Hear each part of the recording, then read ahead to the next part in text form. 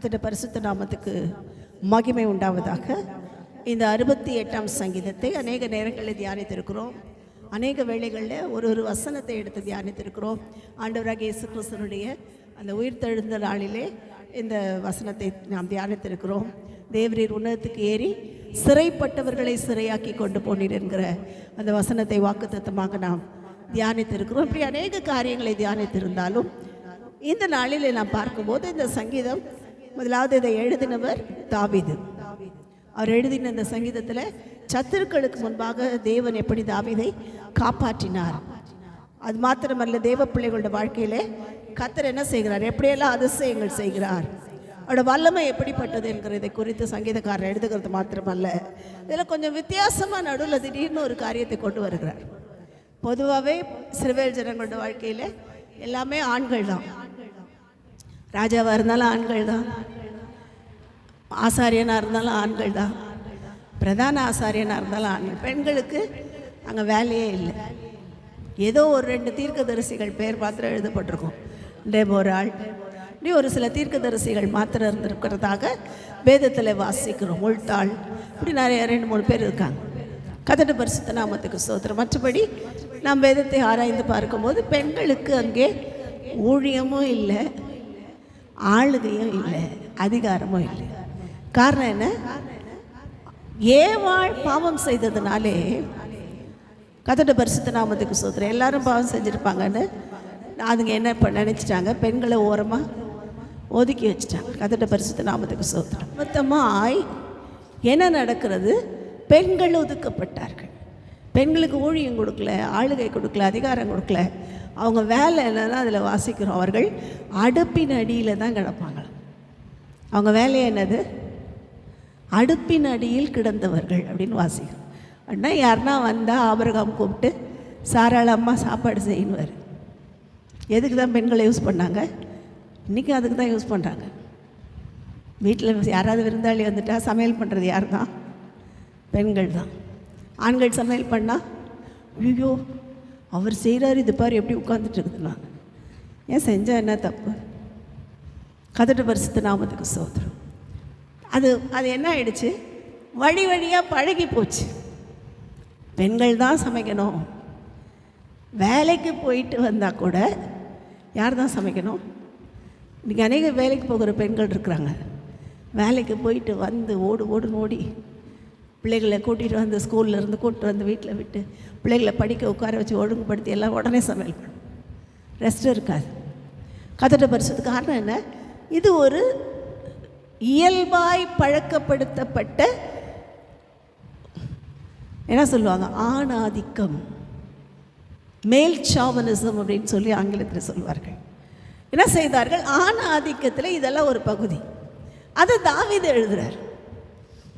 அவர் எவ்வளோ பயங்கரமாக இருந்திருப்பார். அவர் நல்ல பெண்களை மதித்தவர். தப்பாக இருந்ததான அந்த அபிகாயிலுடைய கணவன் பயங்கர தவறு செய்தாலும் தாவீதை கொலை செய்யும்படி தேடினாலும் அபிகாயிலுக்கு தாவீது என்ன செய்தார்? இறங்கினார். பெண்களை மதிக்கிறவர். கர்த்தருடைய பரிசுத்த நாமத்துக்கு ஸ்தோத்திரம். இங்கே எழுதுகிறார், நீங்கள் அடுப்பின் அடியில் கிடந்தவர்களாக இருந்தாலும் எப்படி இருக்கிறீர்கள்?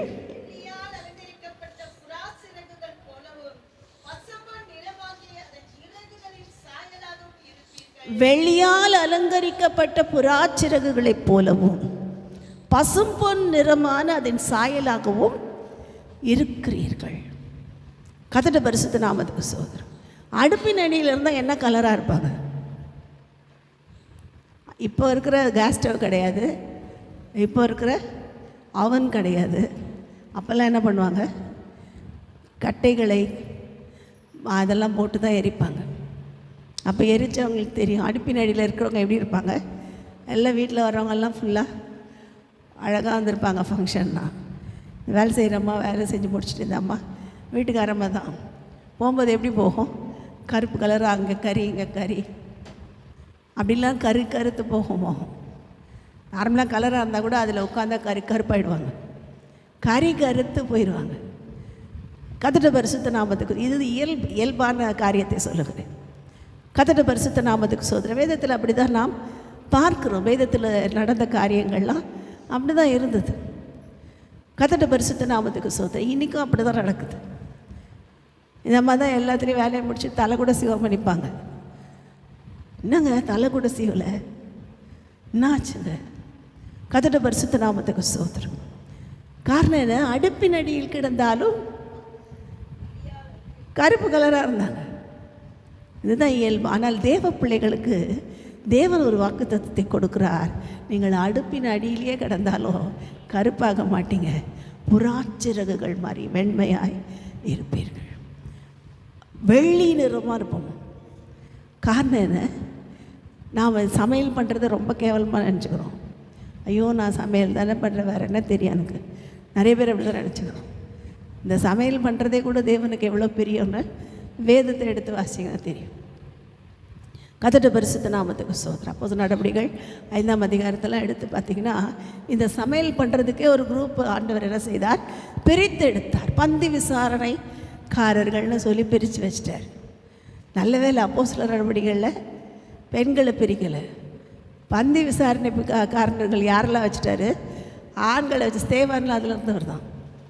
கர்த்தருடைய பரிசுத்த நாமம். பந்தி விசாரணையில் யாரெல்லாம் இருந்தாங்க? ஸ்தேவானில் இருந்தார். பிரசங்கம் பண்ணுறாரு. வாயை திறந்தா என்ன வருது? மகிமையான அபிஷேகம்.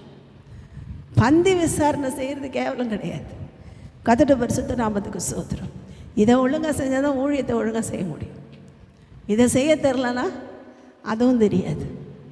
நிறைய நேரம் நாம் அப்படி தான் நினைக்கிறோம். நம்ம என்ன பண்ணுவோம்? பந்தி விசாரணை. என் பிள்ளைக்கு ஃபாஸ்டிங் ப்ரேயரில் இப்படிலாம் நடக்கும். ஃபாஸ்டிங் ப்ரேயரில் என்ன பண்ணுவாங்க? நாங்கள் போன ஆன்டி சர்ச்சில், ஆலிஸ் ஆன்டி சர்ச்சில் வசதியாக இருக்கவங்களுக்கெல்லாம் வைக்க மாட்டாங்க டிஃபன் எடுத்து. அவங்க வசதியாக தானே இருக்காங்க, அவங்கள வீட்டில் போய் கூட சாப்பிட்டுக்குவாங்க. கஷ்டப்படுறவங்களுக்கெல்லாம் நிறைய வை, இட்லி நிறைய வை, பொங்கல் எடுத்து நிறைய வை எடுத்து வச்சுக்கிட்டு இருப்பாங்க. வசதியாக இருக்கவங்களும் ஃபாஸ்டிங்கோடு தான் வந்திருந்தாங்க, கஷ்டப்படுறவங்களும் ஃபாஸ்டிங்கோடு தான் வந்திருந்தாங்க, எல்லாம் பசியோடு தான் உட்காந்துருக்காங்க. நாம் என்ன செய்யக்கூடாது? வித்தியாசம் பார்க்க வைக்கிறது ஒரே மாதிரி வை. அவங்கவுங்க பசிக்கு ஏற்றதை சாப்பிட்டுட்டு போவோம். இவங்களுக்கு வை, அவங்களுக்கு வைக்காது. இதில் எடுத்து வேறு வச்சுக்குவாங்க. கஷ்டப்படுறவங்களுக்கெல்லாம் வீட்டில் செய்கிறது வேறு, தனிப்பட்ட விதத்தில் சபை மூலம் உதவி செய்கிறது வேறு. ஆனால் ஃபாஸ்டிங் ப்ரேயர் வந்துட்டால் எல்லாம் ஒன்று தான். வசதி இல்லை, கஷ்டம் இல்லை, பலவான் இதெல்லாம் இல்லை, எல்லாம் ஒரே மாதிரி பார்க்கணும். அதுதான் ஊழியம். கர்த்தருடைய பரிசுத்த நாமத்துக்கு ஸ்தோத்திரம். இப்போ என்ன செய்ய கற்றுக்கொள்ள வேண்டும்? தேவ பிள்ளைகள் பந்தி விசாரணையில் கூட ஒன்றா ஒரே மாதிரி இருக்கணும். பந்தி விசாரணையில் தப்பு பண்ணுறாங்கன்னு ஒரே குழப்பம் வந்துருச்சு சபையில். குழப்பம் சபைக்குள்ளே வந்தது இதுதான். சாப்பாட்டால் தான் பிரச்சனை. அதனால தான் எங்களுக்கு பயம். சாப்பாடு பாக்கெட் பண்ணி கையில் கொடுத்துரும், எந்த பிரச்சனையும் வராது, எல்லாம் அழகாக எடுத்துகிட்டு போயிடலாம். எனக்கு கொஞ்சம் ஜாஸ்தி, எனக்கு கொஞ்சம் கம்மி, இந்த பிரச்சனையே வராது. கர்த்தருடைய பரிசுத்த நாமத்துக்கு ஸ்தோத்திரம். அப்போ என்ன நடக்கிறது? இதுதான் முதல் குழப்பம். இங்கே தான் ஆரம்பிக்கிறது. அப்போ இங்கே பார்க்குறோம், இந்த புறாச்சிறகுகள் போல எப்படி இருக்கிறார்கள்? இவர்களோட சிறகுகள் அழகாக இருக்கான், வெள்ளி நிறமாக இருக்கான். கர்த்தருடைய பரிசுத்த நாமத்துக்கு ஸ்தோத்திரம். வேதத்தில் புறாவை குறித்து பார்ப்போம் என்றால் அநேக காரியங்கள் வேதத்தில் வாசித்திருக்கிறோம். நமக்கு தெரியாத ஒன்றும் இல்லை. நோவா காலத்தில் தான் முதல்ல புறாவை குறித்து எழுதப்பட்டிருக்கிறதை வாசிக்கிறோம். அவர் என்ன செய்தார்? வெள்ளம் வடிந்து கொண்டு வரும்போது முதல்ல காக்காவை அனுப்பினார், ரெண்டாம் தடவை ஒரு புறாவை அனுப்பினார். காக்கா போயிட்டு எங்கெங்கேயோ உட்காந்துட்டு வந்துச்சு. புறா மட்டும் போயிட்டு உடனே ஓடி வந்துருச்சு. ஏன்னா அதுக்கு எங்கேயும் உட்கார இடம் இல்லை, இளைப்பாற இடம் இல்லாததுனாலே போன ஸ்பீடில் திரும்பி வந்துருச்சு. புறாவால் என்ன பண்ண முடியாது? அசுத்தங்கள் மேலே உட்காந்து இளைப்பாற முடியாது. புறாவோட கேரக்டர் என்னது? அசுத்தங்கள் மேலே உட்கார முடியாது, இளைப்பாற முடியாது. அசுத்தங்கள் இருக்கிற இடத்துல அதால் இருக்க முடியாது. இன்னைக்கு தேவன் நம்ம என்ன செய்கிறார்? புறா சிறகுகளை போல நம்முடைய சிறகுகளை மாற்ற விரும்புகிறார். நாம் சிறகுகள் அடித்து உயர எழும்ப விரும்புகிறார். ஆனால் என்ன பண்ணால் புறா மாதிரி இருக்கணும். நான் பருந்தா மாறிடக்கூடாது, நான் காக்காவாக மாறிடக்கூடாது. கர்த்தருடைய பரிசுத்த நாமத்துக்கு ஸ்தோத்திரம். என்னுடைய சிறகு புறா சிறகாய் மாற வேண்டும் என்றால், வெள்ளி நிறமாய் மாற வேண்டும் என்றால், நான் கரிகரித்து போகாமல் இருக்க வேண்டும் என்றால், என்னோடய வாழ்க்கையில் முதலாவது நான் என்ன செய்யணும்? புறாவை போல அசுத்தம் இருக்கிற இடத்துல உட்காராதீங்க. அசுத்தமானதை அங்கே உட்காராதீங்க. அசுத்தமானவைகளை பேசுகிறார்களா அவங்க பக்கத்திலே போகாதீங்க. அசுத்தமான விக்கிரக ஆராதனைக்கு போகிறாங்களா அவங்கள கடிந்து கொண்டு நீங்கள் என்ன பண்ணுங்க, ஒதுங்கிடுங்க. அவங்களோட சேர்ந்து நீங்களும் போய்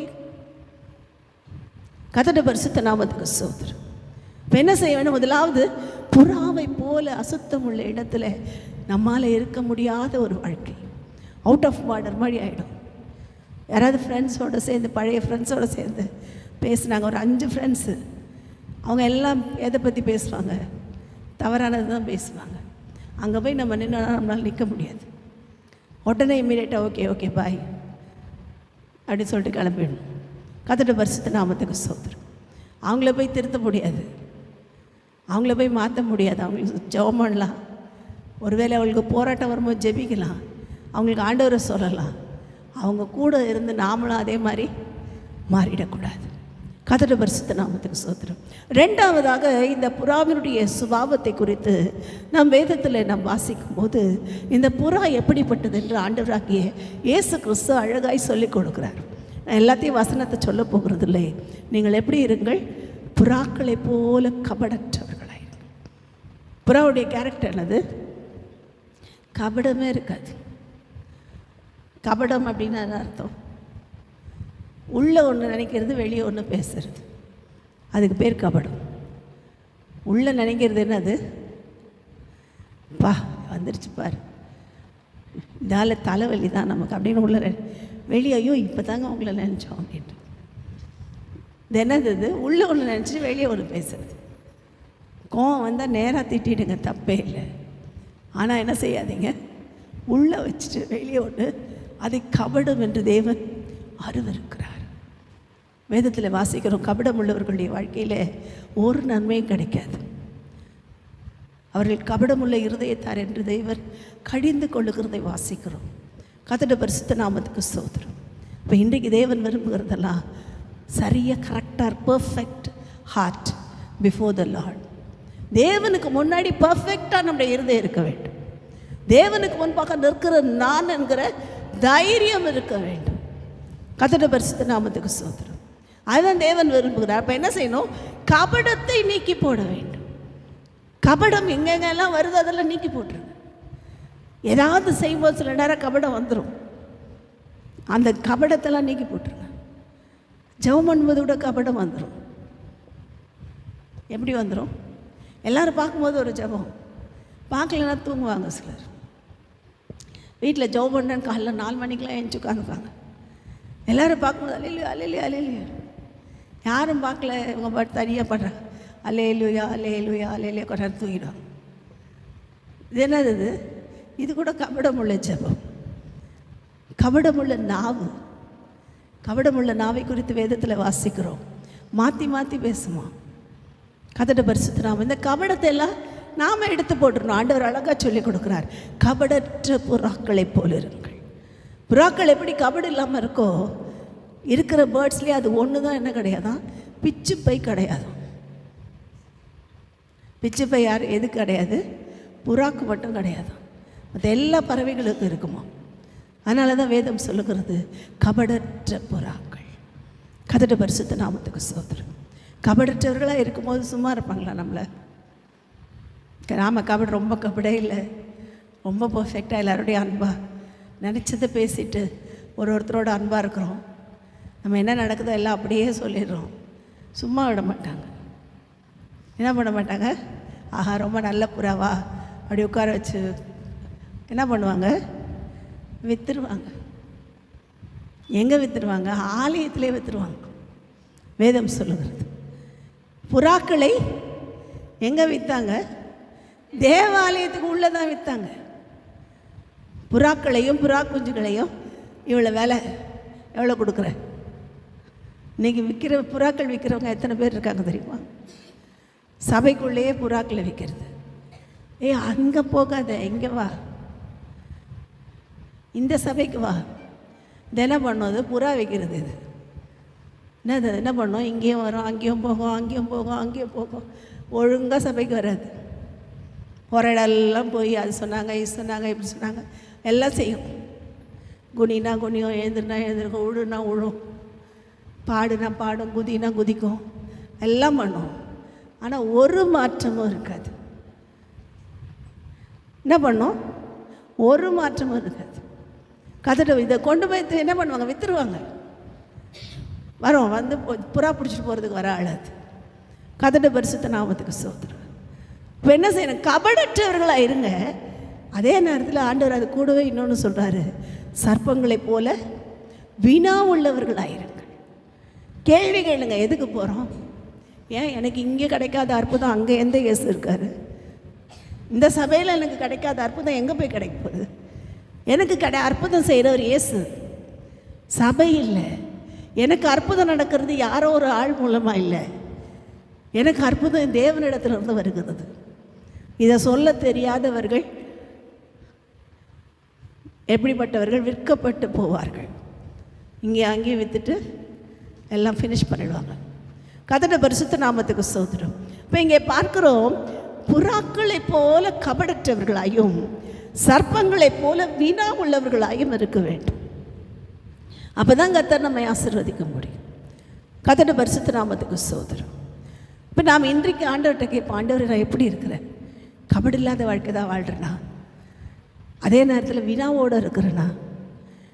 செய்யணுமா செய்யக்கூடாதான்னு வினா இருக்குதா எனக்கு? ஆண்டவர்கிட்ட கேட்குறேன்னா? என் மனசாட்சியை கேட்குறேன்னா? நான் செய்கிறது கரெக்டாக தப்பான்னு என் மனசாட்சி சொல்லும். நீ பேசுகிற பற்றியா இது எவ்வளோ பெரிய தப்பு நான் மனசாட்சி சொல்லும். நீ நடந்துக்கிற பற்றியா இது எவ்வளோ பெரிய பாவம் என்று உன் மனசாட்சி உன்னை குத்தும். அதுக்கு முதல்ல செவி கொடுப்போம். கதட்ட பரிசுத்த நாமத்துக்கு ஸ்தோத்திரம். அப்போ என்ன செய்ய வேண்டும்? புறாக்களைப் போல வெள்ளி சிறகுகள் வர வேண்டும் என்றால் நமக்கும் அந்த சிறகு வேணும். அப்படின்னா முதல்ல நான் என்ன செய்யணும்?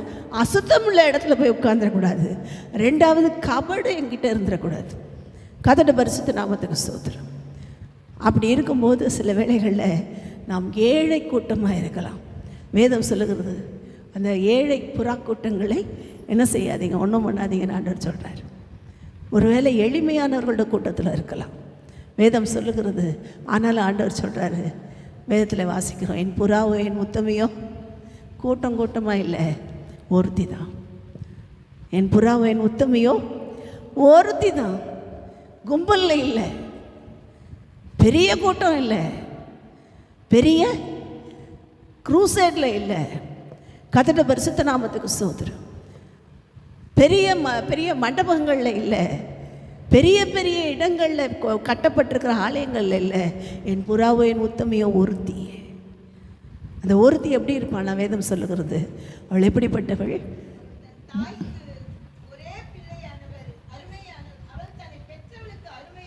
ஆமேன். கதட்ட பரிசுத்த நாமத்துக்கு ஸ்தோத்திரம். அதில் பார்க்குறோம், என் புறாவோ என் உத்தமையோ ஒருத்தி தான். அந்த சபை ஒரு சபை தான். ஊரெல்லாம் இருக்கிறதெல்லாம் சபை இல்லை, அது ஒரே ஒரு சபை தான். கூடுற இடங்கள் மாறுகிறது. அமெரிக்காவில் இருக்கிற அந்த புறா கூட்டம் ஒரு இடத்துல கூடுது, ஐரோப்பாவில் இருக்கிற அந்த புறா கூட்டம் ஒரு இடத்துல கூடுது, ஒருவேளை சென்னையில் இருக்கிற அந்த புறா கூட்டம் ஒரு இடத்துல கூடுது. ஒவ்வொரு இடத்துல கூடுகிறோம். ஆனால் என் புறாவோ என் உத்தமையோ ஒருத்தி தான். அது மனவாட்டி. கதட்ட பரிசுத்த நாமத்துக்கு ஸ்தோத்திரம். பேர் டினாமினேஷன்லாம் ஆண்டவர் பார்க்க மாட்டார், நான் எப்படி இருக்கிறேங்கிறத தான் பார்ப்பார். முற்றிலும் அழகுள்ள ஒரு வாழ்க்கை. கதட்ட பரிசுத்த நாமத்துக்கு ஸ்தோத்திரம். அவளிடத்தில் பழுதொன்றும் இல்லை என்று வாசிக்கிறோம். ஒரு டேமேஜ் கூட கிடையாது, ஒரு ஸ்பாட் கூட கிடையாது. பழுதொன்றும் இல்லைன்னு தமிழில் வாசிக்கிறோம். ஸ்பாட்லெஸ் என்று ஆங்கிலத்தில் சொல்லப்பட்டிருக்கிறது. ஸ்பாட்லெஸ்னால் ஒரு ஒயிட் ஷர்ட்டில் ஒரு சின்ன ஒரு புள்ளி இருக்கும், அது கூட அந்த ஒயிட் ஷர்ட்டுக்கு எடுத்துரும். எல்லார் கண்ணும் எது தான் தெரியும்? இவ்வளோ பெரிய ஒயிட் ஷர்ட் அழகாக இருக்க சொல்ல மாட்டாங்க. ஐயோ இந்த ஒயிட் ஷர்ட்டில் என்னங்க இந்த ஒரு கருப்பு புள்ளி இருக்குது, அதுதான் பார்ப்பாங்க. அந்த ஒரு கருப்பு புள்ளி கூட இல்லாதபடி ஸ்பாட்லெஸ் அழகான பழுதற்ற ஒரு வாழ்க்கைக்கு தேவன் நம்மை அழைத்திருக்கிறார். கதட்ட பரிசுத்த நாமத்துக்கு ஸ்தோத்திரம். அப்போ நான் வெள்ளி சிறகுகள் எனக்கு வேணும், நான் சிறகடித்து பறக்க வேண்டும் என்று விரும்புகிற அடுப்பின் அடியிலே கிடந்துட்டுருக்கிற ஒரு கூட்டமாய் நாம் இருந்திருக்கலாம். ஒருவேளை இது பெண்களுக்காக மாத்திரம் அல்ல, தேவனுடைய பிள்ளைகளுக்காக கொடுக்கப்படுகிற வசனம். அடுப்பின் அடியில் கிடக்கிறதுனா இன்றைக்கி வேத வசனங்கள் கூட எப்படி இருக்குது? ஒரு நல்ல போஜனத்துக்கு விருந்துக்கு ஒப்பாக இருக்கிறது. அதை கூட எடுத்து போட தெரியணும். வசனத்தை எதையோ எடுத்து எதையோ சொல்லி குழப்பம் பண்ணி சிலர் முடிப்பாங்க. அவங்க முடிக்கும் போது பார்த்தா என்ன சொல்கிறாங்கன்னு அவங்களுக்கே புரியாது. வெளிப்படுத்தின விசேஷத்துலேருந்து ஆதியாகமம் வரைக்கும் எல்லாம் எடுத்துருப்பாங்க. எடுத்து ஒரே ஒரு வசனம்தான். இவங்க சொல்ல வர்றது என்னன்னு அவங்களுக்கும் புரியாது, கேட்குறவங்களுக்கும் புரியாது. ரெஃபரன்ஸ் பைபிளை கையில் வச்சுருப்பாங்க. எல்லா ரெஃபரன்ஸ் எடுத்துருப்பாங்க. இந்த ரெஃபரன்ஸ், அந்த ரெஃபரன்ஸ், அந்த ரெஃபரன்ஸ், எல்லா ரெஃபரன்ஸும் எடுத்துகிட்டு சொல்லும்போது எதை சொல்கிறதுன்னு தெரியாமல் கர்த்தருடைய பரிசுத்த நாமத்துக்கு ஸ்தோத்திரம். அந்த கிறிஸ்துவின் ஆட்சியை போய் இயேசு கிறிஸ்துவின் வருகைன்னு சொல்லி, இயேசு கிறிஸ்துவின் வருகையை போய் நித்திய வருகைன்னு சொல்லி, வரப்போகிற பகிரங்க வருகைன்னு சொல்லி, ரகசிய வருகை வேறு, பகிரங்க வருகை வேறு. அந்த ரகசிய வருகையும் பகிரங்க வருகையும் போட்டு குழப்பி ஒரு பெரிய குழம்பு வச்சு என்ன செய்வாங்க, கொடுப்பாங்க. இந்த ஊழியக்காரங்களுக்கு எச்சரிக்கையாக இருக்கு. ஏன்னா வசனம் தெரியல. கர்த்தருடைய பரிசுத்த வசனம் தெரிஞ்சவங்க வசனத்தை வசனத்தால் போதிப்பார்கள். அந்த வசனத்திலேயே எல்லாருக்கும், வேறு எங்கேயும் போக மாட்டாங்க. கர்த்தருடைய பரிசுத்த நாமத்துக்கு ஸ்தோத்திரம். அப்போ இன்றைக்கு தேவன் நம்மிடத்தில் எதிர்பார்க்கிற ஒரு வாழ்க்கை, ஆண்டவரே என்னிடத்துல இந்த புறாச்சிறகுகள் வேணும் ஆண்டவரே. ஒருவேளை நான் அடுப்பின் அடியில் தான் இருந்தேன். இவ்வளோ நாள் நான் எல்லாராலும் ஒதுக்கப்பட்டு வேணான்னு நெருக்கப்பட்ட ஒரு எளிமையான ஒரு கூட்டமாக தான் இருந்தேன். ஒருவேளை தெரியாத ஒரு கூட்டமாக தான் இருந்தேன். இன்றைக்கு என்னை என்ன செய்ய ஆசீர்வதி. நான் சிறகடித்து பறக்க விரும்புகிறேன். கர்த்தருடைய பரிசுத்த நாமத்துக்கு ஸ்தோத்திரம். சிறகடிக்க வேண்டும் என்றால் நாம் இந்த காரியெல்லாம் செய்யணும். கபடற்ற வாழ்க்கை, அசுத்தத்திலிருந்து வெளியே வருகிற வாழ்க்கை, அது மாத்திரமல்ல அது பழுதற்ற வாழ்க்கை, பழுதே இல்லாத ஒரு வாழ்க்கை, இதெல்லாம் இருக்கும்னா கர்த்தர் என்ன செய்வார், நம்மை பார்த்து நம்மையும் கூட சிறகடிக்க வைப்பார். நமக்கு கொடுக்கப்பட்ட ஊழியத்தில் நாம் பறப்போம். அதை தடுக்க ஒரு பருந்தும் வராது. ஏன்னா அதை பாதுகாத்துட்ருக்கிற தேவன். கர்த்தருடைய பரிசுத்த நாமத்துக்கு ஸ்தோத்திரம். பாதுகாத்துட்ருக்கிறவர் பரிசுத்த தேவன். நம்ம ஊழியத்தையோ நம்முடைய குடும்பத்தையோ நம்முடைய காரியங்களை கெடுக்க ஒரு பருந்துக்கும் அனுமதி கொடுக்க மாட்டார். இதனால் அவர் சொன்ன வாக்குத்தத்தங்களின் படி கர்த்தர் தாமே புறாச்சிறகுகளைப் போல் இருக்கிற நமக்கு சர்வ வல்லவர் தாமே நல்ல அக்கினி சிறகுகளை கொடுத்து அவர் என்ன செய்வாராக, பயன்படுத்துவாராக. கர்த்தருக்கு எல்லா மகிமையும் உண்டாகட்டும். ஆமென்.